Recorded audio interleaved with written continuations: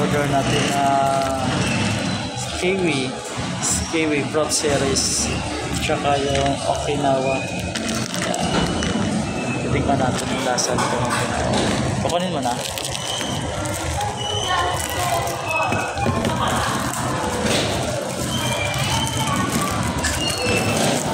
Sabihan mo na si Kuya. So ayan guys, titikman na natin ang ating kiwi. Shake pa pala ito, no?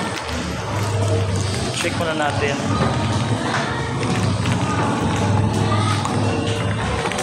Ay.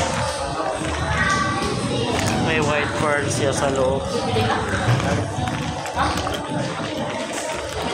Wala.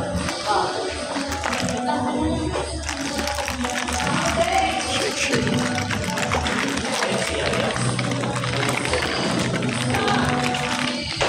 Ito yung shop nila dito. So maliit lang siya dito yung shop.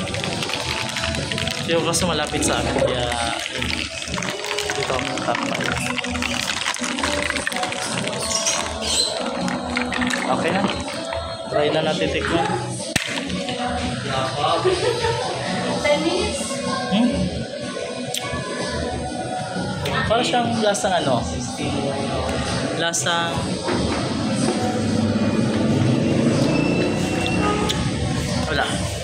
wala siyang ano, different na taste niya. Kaya lang may kalasa siya. So wala pa siyang kalasa.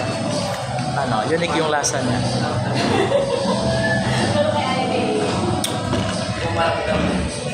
So ayan. Kala ko yung lasa niya parang passion fruit. I remember kiwi pala order na. Kiwi, di ba? So sa fruit shake fruit series siya bilong, hindi siya sa melon yung kiwi. So ayos naman yung lasa niya. Okinawa kasi ito. Lagi na tayo natin ito. Yung lasa niya common na sa atin. Okinawa.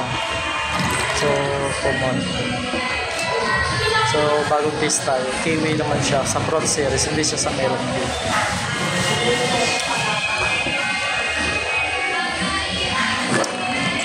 So masarap siya.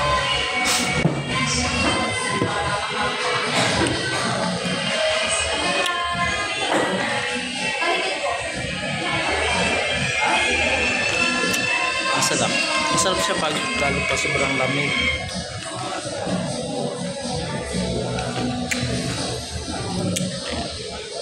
Thank you for watching.